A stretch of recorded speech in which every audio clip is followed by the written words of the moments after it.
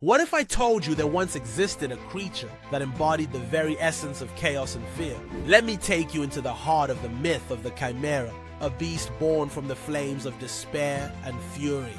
This monstrous entity was said to have the body of a lion, the head of a goat protruding from its back, and a serpent for a tail, breathing fire with an insatiable hunger for destruction. The Chimera ravaged the lands of Lycia, leaving terror in its wake as it torched fields and devoured livestock.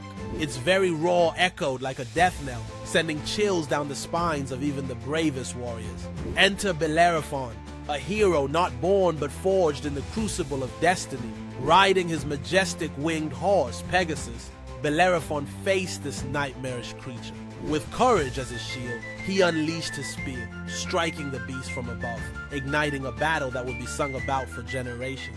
But what drove Bellerophon to confront such a fearsome foe? Was it glory, vengeance, or simply fate? The tale of the Chimera is not just about a monster. It mirrors our struggles with our inner demons and the eternal battle between chaos and order.